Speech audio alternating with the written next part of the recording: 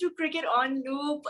मैं हूँ रोहान अदीम, मेरे साथ हैं मजहर अरशद और आज हम डिस्कस करेंगे पाकिस्तान का squad for the England series and for the T20 world cup. So it's a big announcement, बहुत हमें वेट करना पड़ा for this announcement to come in, लेकिन finally the squad has both the squads have been announced, more or less same squads हैं, उनके ऊपर बात करेंगे. We will of course be talking about the inclusion of Shan Masood and a couple of other names as well. And then moving ahead, हम बाबर आजम और मोहम्मद रिजवान के जो opening combination है T20 में, उसके बारे में बात करेंगे. क्या उसमें चेंजेस आ सकती हैं, अप्रोच में क्या चेंजेस आएंगी, we will talk about that. And of course उसके बाद हम बात करेंगे ऑस्ट्रेलिया में जो कंडीशंस हैं उसके लिए ये स्क्वाड कितना तैयार है और क्या अभी भी इसमें कुछ और रिफाइनमेंट्स हो सकती हैं या नहीं. So Mazhar is with us to help us contextualize all of this information with the help of numbers as always. Hi Mazhar, thanks for joining again. पहले तो ये बताएं कि ओवरऑल एक स्क्वाड की पिक्चर आपको देख के कैसी लग रही है, खास तौर पे इतने डिले के बाद, ये एक इतनी एंटिसिपेशन के बाद ये स्क्वाड अनाउंस हुआ है. कुछ नाम जो है वो नए नाम हैं that we might not have heard before. So what is your take एक जनरल एक स्क्वाड पे, अगर आप बताएं अपना. देखिए, आई थिंक कि ओवरऑल जो है ना, पाकिस्तान ने काफी एक बैलेंस्ड और अच्छा स्क्वाड सिलेक्ट किया है.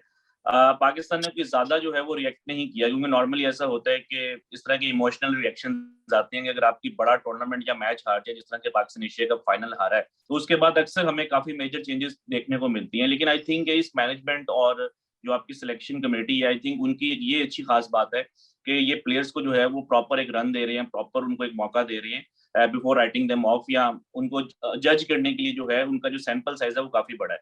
तो पाकिस्तान ने कोई ज्यादा चेंजेस नहीं की. जो एक मेजर चेंज है वो शान मसूद है. फर्स्ट टाइम उनकी पाकिस्तान की T20 टीम में सिलेक्शन हुई है, और वो भी एक इस वजह से भी जो है वो सेंस बनती है क्योंकि फखर जमान जो है वो इंजर्ड हो गए हैं. तो एक तो वो उनकी रिप्लेसमेंट है. फिर इंग्लैंड सीरीज के लिए जो है वो दो नए नाम है. आमिर जमाल जो कि ऑलराउंडर है, मियां वाली से उनका ताल्लुक है. मैं इसके ऊपर थोड़ी सी बाद में मजीद बात करूंगा. और अबरार अहमद जो है वो एक लेग स्पिनर है. तो ये तीन नए नाम जो है हमें पाकिस्तान के T20 स्क्वाड में देखने को मिले हैं. तो बट आई थिंक ओवरऑल जो है ना वो एक अच्छी सिलेक्शन है. पाकिस्तान ने कोई ज्यादा चेंजेस नहीं की, और उसी कॉम्बिनेशन के साथ जो है वो पाकिस्तान मजीद मैचेस जो है वो आई थिंक खेलेगा बिफोर मतलब before thinking T20 world cup में उनका क्या जो है वो एक आइडियल कॉम्बिनेशन बनता है.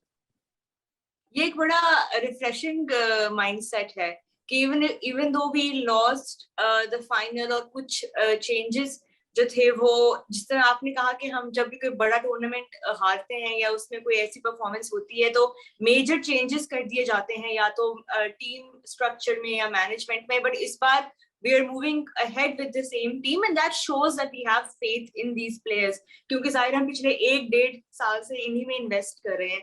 तो अच्छा लगा देख के कि उन्हीं प्लेयर्स के साथ कंटिन्यू किया जा रहा है, उन्हीं को बैक किया जा रहा है. And couple of new names as you mention. लेकिन let's talk about Shan Masood. पहले उनके इंक्लूजन से क्या चेंज आएगी अपर ऑर्डर के अप्रोच में, क्योंकि ये एक एरिया था जो एशिया कप में भी हमें थोड़ा सा हमें अनइम्प्रेसिव लग रहा था, क्योंकि जाहिर है Babar Azam has not been scoring in the past few innings. Shan Masood के जैसे बैट्समैन के आने की वजह से क्या अप्रोच में चेंज आएगी, और शान खुद भी एज अ बैट्समैन अपने अंदर क्या ऐसा चेंज उनको करना चाहिए to really fit into the squad.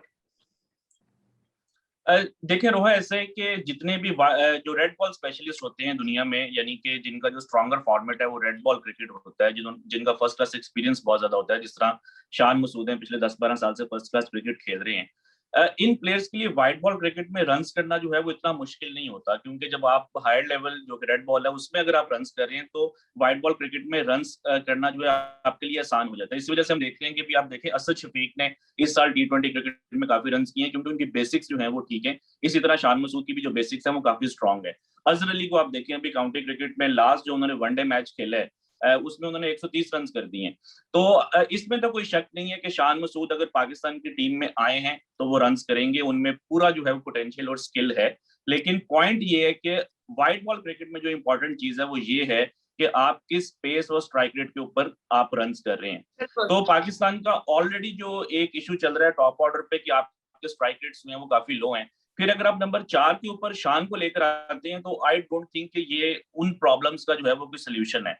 But I think कि शान मसूद जो है वो ज्यादा यूजफुल हो सकते हैं अगर आप उनको ओपनर ट्राई करें। अब क्योंकि फखर जमान भी नहीं है तो आई थिंक कि ऑस्ट्रेलिया को ज़हन में रखते हुए, क्योंकि वहां पे आपको टेक्निकली सॉलिड इस तरह के बैटर्स चाहिए टॉप ऑर्डर में जो कि नेचुरल स्ट्रोक मेकर्स भी हों, और शान मसूद उस कैटेगरी में आते हैं। आई थिंक कि पाकिस्तान को शान को जो है वो एज एन ओपनर खिलाना होगा। अगर आप उनको 4 पे खिलाएंगे तो उनके साथ भी थोड़ी सी ज्यादती। आप देखेंगे आपने फखर को ओपनर से 3 पे किया तो उनसे रन नहीं हो रहे। आप शान को अगर 4 पे खिलाएंगे जो कि उनकी स्पेशलिस्ट पोजीशन नहीं है, वो स्ट्रगल करेंगे, 5-6 मैचेस के बाद आप उनको भी बाहर कर देंगे। तो आई थिंक कि शान जो है उनकी सिलेक्शन बिल्कुल ठीक हुई है, कंसिडरिंग के फखर जमान जो है वो अवेलेबल नहीं है। But Shan and Babar I think they should open against England as well as in Australia. लेकिन मजा शान ने अभी नेशनल T20 में भी नंबर 4 पे खेला है, यही उन्होंने मैसेज दिया है सबको that he is ready to play at that number. तो डोंट यू थिंक कि अगर मैनेजमेंट करना चाहे उनको नंबर 4 पे ट्राई, तो वो भी एक ऑप्शन है कि वो he is willing to bat at that place. देखें वो आपकी बात बिल्कुल ठीक है, लेकिन वो जो एक्सपेरिमेंट है वो इतना सक्सेसफुल नहीं हुआ। शान के अगर आप नंबर 4 के अगर आप परफॉर्मेंसेस देखें नेशनल T20 में तो कोई बहुत अच्छे स्ट्राइक रेट के ऊपर उन्होंने रन नहीं किए, 130 के आसपास ही चल रहे हैं वो भी। तो आई थिंक अगर आप उनकी एज एन ओपनर परफॉर्मेंसेस देखें जिसमें कि नेशनल T20 पुराने आते हैं या जो है वो रिसेंट टाइम्स में काउंटी क्रिकेट है या PSL है, वहां पे उनकी ज्यादा अच्छी परफॉर्मेंसेस हैं। तो ये तो मतलब कि जिस तरह नंबर 3-4 पे तो आपने फखर को भी ट्राई की है, वो आपका एक्सपेरिमेंट कामयाब नहीं हुआ। अब मैं आपकी बात बिल्कुल समझ रहा हूँ। आई थिंक पाकिस्तान की शायद मैनेजमेंट अभी भी ये समझ रही है कि बाबर और रिजवान को ही ओपन करना चाहिए। आई डोंट थिंक कि ये कोई अच्छा डिसीजन होगा, स्पेशली कंसिडरिंग के रिसेंट टाइम्स में जो आपने इश्यूज देखी हैं इनके साथ। आई पर्सनली थिंक कि शान जो हैं उनको T20 क्रिकेट में अगर वो टीम में आए हैं तो उनको ओपन ही करना चाहिए। तो आप शान और रिजवान के कॉम्बिनेशन को किस तरह देखते हैं? अगर तो ये एक नहीं, शान एंड बाबर जी जी, I think what is your thought process behind Shan and Babar की, बिकॉज दोनों मोर और लेस सेम टाइप के बैट्समैन हैं अगर आप स्ट्राइक रेट भी देखें in the last few months, लेकिन Rizwan is someone who can really try and make the big hits as well. So don't you think कि ये ज़्यादा एक explosive versus एक थोड़ा anchor style batsman का combination हो सकता है? Or do you think Babar and Shan are more likely to make that pairing work? नहीं, आई थिंक कि बाबर और शान बेहतर होंगे। अगर आप PSL में भी देखें तो शान strike rate was better than Rizwan. और दूसरा ये कि शान अगर ओपन कर रही हैं और वो थोड़ा सा अगर इनिंग्स को आगे लेके चलें, अगर आप मिडल ओवर्स में आ जाएं तो मिडल ओवर्स में शान जो है वो स्पिनर्स को ज्यादा अच्छा खेल सकते हैं। उनका स्पिन के ऊपर भी जो स्ट्राइक रेट था रिसेंट टाइम्स में वो बेहतर था। रिजवान स्पिनर्स के ऊपर आउट नहीं होते, वो स्पिन के अच्छे बैट्समैन है, लेकिन वो अक्सर जो है फंस जाते हैं, उनका जो स्ट्राइक रेट है वो थोड़ा कम हो जाता है। तो आई थिंक के कंसिडरिंग द करंट रिसोर्सेज, वैसे तो आइडियली फखर जमान और बाबर को ओपन करना चाहिए, लेकिन अगर फखर जमान अवेलेबल नहीं है तो I think Shan is a better choice for an opening batter with Babar. चले, अभी we have some games against England to really figure out the combination. Tries. अच्छा रोहा, मैं एक जो है वो जरा निशानदही करना चाह रहा था एक चीज की, कि रिजवान जब ओपनर बने थे दिसंबर 2020 में तो उन्होंने नेपियर में 89 किया था। तो एक पाकिस्तान ने बहुत बड़ा जो पॉइंट है उसको मिस किया, आई थिंक वो मिस कैलकुलेट हुआ पाकिस्तान से। वो ये था कि रिजवान ने न्यूजीलैंड के अगेंस्ट नेपियर में जब 89 किया तो उन्होंने इस वजह से ओपन किया था कि बाबर आजम उस सीरीज में अवेलेबल नहीं थे, बाबर आजम वाज इंजर्ड, और रिजवान ने ओपन किया, उन्होंने 89 रन किया। उसके बाद इमीडिएटली अगर आप देखें तो पाकिस्तान ने कई सीरीज के अंदर, जो साउथ अफ्रीका की होम सीरीज थी, जिम्बाब्वे की अवे सीरीज थी, पाकिस्तान ने बाबर को नंबर 3 के ऊपर भी ट्राई की है। उसकी वजह ये थी कि बाबर उनके साथ फिट नहीं हो रहे थे। अगर आप नंबर्स को भी देखें, सिंस दिसंबर 2020 बाबर आजम की जो T20 आई में जो एवरेज है वो ड्रॉप होकर 33 के ऊपर चली गई है। उससे पहले जो है बिफोर दिसंबर 2020 बाबर आजम की जो एवरेज थी वो 50+ थी, और बाबर आजम का जो स्ट्राइक रेट का इशू था वो भी ठीक हो रहा था। इन 2019 एंड 2020 बाबर आजम का जो स्ट्राइक रेट था वो 140 पे पहुंच गया था। लेकिन उसके बाद जब पाकिस्तान T20 वर्ल्ड कप में गया और वहां पे क्योंकि जरा स्लो पिचेस थी, आपके बॉलर्स जो है आपको मैचेस जितवा रहे थे, you were chasing targets like 152 140 के आप टारगेट चेस कर रहे थे, तो उसमें ये चीज रिफ्लेक्ट नहीं हुई। और आई थिंक पाकिस्तान ने शायद ये समझना शुरू कर दिया कि बाबर और रिजवान एक आइडियल कॉम्बिनेशन है। नो डाउट उन्होंने रिजल्ट्स प्रोड्यूस किए हैं, लेकिन मोस्ट ऑफ द टाइम्स वो उन मैचेस में थे जहां पे कि वो 140 150 को चेस कर रहे हैं, बॉलर्स ने अच्छा परफॉर्म किया। आई थिंक कि पाकिस्तान को इस चीज को रियलाइज करना चाहिए कि आप दो सिमिलर जो बैटर्स हैं जो एक ही स्ट्राइक रेट के ऊपर खेलते हैं, आप उनको नहीं खिला सकते एक ही पोजीशन के ऊपर। और उसकी वजह से आप देखें, क्योंकि रिजवान जो है वो जरा एंकर करते हैं इनिंग्स को, he is like 3 run of 10 balls, 7 run of 15 balls, तो बाबर आजम को ज्यादा रिस्क लेना पड़ रहा है। वो अपने कंफर्ट जोन से बाहर जाके बैटिंग कर रही हैं, उनका ये रोल नहीं है। यही वजह है कि सिंस दिसंबर 2020 बाबर आजम की एवरेज ड्रॉप होके 33 के ऊपर आ गई है। Right, that's a very interesting point, और ये जाहिर है आपने नंबर्स के साथ इसको एक्सप्लेन किया। आई रियली होप कि हमें डिफरेंट ये एक फ्लेक्सिबल अप्रोच देखने को मिले, चाहे वो टॉप ऑर्डर हो चाहे वो मिडिल ऑर्डर हो, क्योंकि जाहिर है we have very less time left till the world cup to figure all that out. Bowling की तरफ आते हैं थोड़ा। Mazhar Shaheen Shah Afridi, we have to talk about him because सब इस वक्त कंसर्न्ड है उनका रिहैब कैसा जा रहा है, and we are hearing कि he will be back bowling soon। एक आधे हफ्ते में वो जो है दोबारा से प्रैक्टिस शुरू करेंगे। क्या लग रहा है आपको Shaheen, will he be prepared in time for the World Cup, or will we probably use him in the later stages of the World Cup? क्या लगता है आपको फिलहाल, looking at his videos or whatever information we have right now? I think कि जो अभी news आ रही है काफी वो उनके फेवर में जा रही है, काफी इंकरेजिंग न्यूज है फॉर पाकिस्तान। एक तो उन्होंने खुद भी वीडियो लगाई जिसमें कि वो जिम कर रहे थे, और अब सुना ये है कि वो नेक्स्ट वीक के अंदर जो है वो रनिंग भी स्टार्ट कर देंगे, और अक्टूबर के जो फर्स्ट वीक है उसमें वो फिर बॉलिंग भी स्टार्ट कर देंगे। तो जो आपका वर्ल्ड कप है वो अक्टूबर 20 के बाद जाके जो है वो जो मेन राउंड है तब तो वो उस टाइम पे शुरू होगा।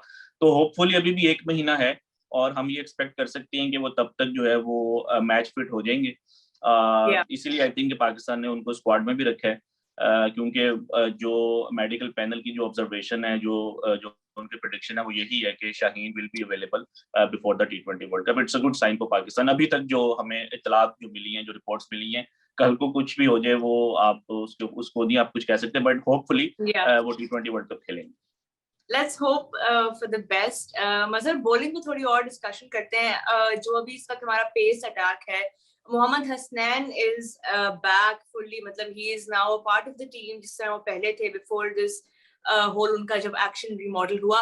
बट शाहनवाज धानी जो कि कब से 1 साल से टीम के साथ हैं, he is been travelling, he is part of the squad, जहां पे भी जा रहे हैं वो, why is he part of the travelling reserves for the world cup, and why was he not preferred ahead of Mohammad Hasnain? ये काफी लोग पूछ रहे हैं, क्योंकि हसनैन के पास अभी इतना इंटरनेशनल एक्सपीरियंस नहीं आया।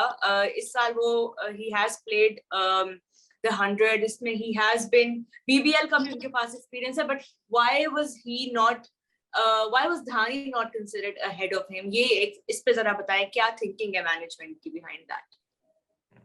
देखिए, एक तो आपने खुद ही जो है उस चीज की तरफ आपने इशारा कर दिया, जो बिग बैश का उनका एक्सपीरियंस है, उनका बिग बैश काफी अच्छा किया था। तो आई थिंक वही जो है शायद पाकिस्तान के सिलेक्टर्स ने उसको ज्यादा कंसिडर किया होगा, क्योंकि वो उन पिचेस के ऊपर, और ऑब्वियसली वो ज्यादा फास्ट हैं। आई मीन धानी भी अच्छे बॉलर हैं, लेकिन अगर आप इन टर्म्स ऑफ स्पीड देखें तो उनके पास जरा एक एक्स्ट्रा यार्ड जो है वो स्पीड है हसनैन के पास।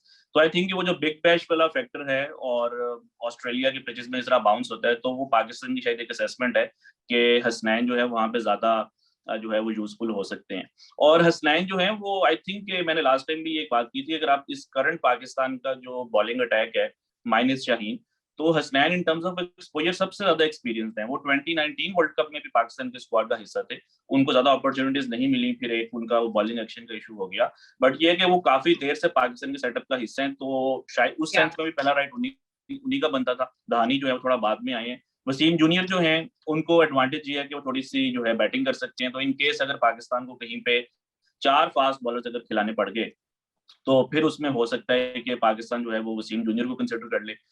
तो या अगर पाकिस्तान को ये लग रहा हो कि हमने अपनी बैटिंग में मजीद जो है वो डेप्थ ऐड करनी है, जो कि अनलाइकली है, तो तब भी जो है वसीम जूनियर जो है वो आई थिंक बेहतर सिलेक्शन है। But Dhani is travelling with the team, reserves में है। अगर कोई अपॉर्चुनिटी इस तरह की आई, किसी बॉलर की परफॉर्मेंस अगर खराब हो जाती है, क्योंकि पाकिस्तान ने स्क्वाड तो सिलेक्ट कर लिया है, लेकिन जो पीसीबी ने जो प्रेस रिलीज भेजा था कल, उसमें उन्होंने ऑलरेडी लिख दिया है कि before October 15 you can make changes without the approval from ICC's event technical committee.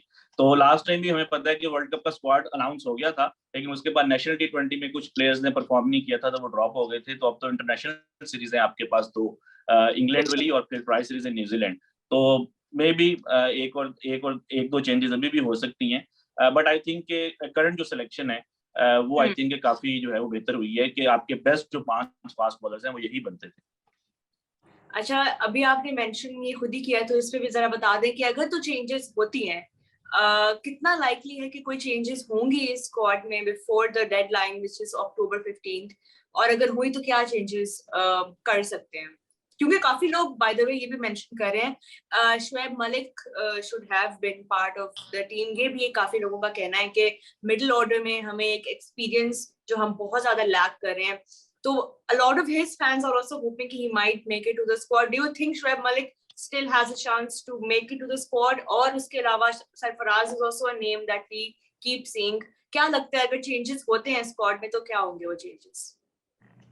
देखिए, आप मुझे काफी मुश्किल में डाल दी हैं कि मैं ये प्रेडिक्ट करूंगा कौन से जो प्लेयर्स हैं वो फेल होंगे इंग्लैंड सीरीज में, यहाँ कोई प्लेयर जो है इंजर्ड हो जाएगा। आई डोंट थिंक कि चेंजेस होने चाहिए, लेकिन आप फिर पाकिस्तान में कुछ कह भी नहीं सकते। लास्ट टाइम जो है आजम खान हो गए, सुहेब मकसूद हो गए, ये सारे स्क्वाड का हिस्सा थे, लेकिन फिर ड्रॉप हो गए, शुएब मलिक आ गए उसके अंदर।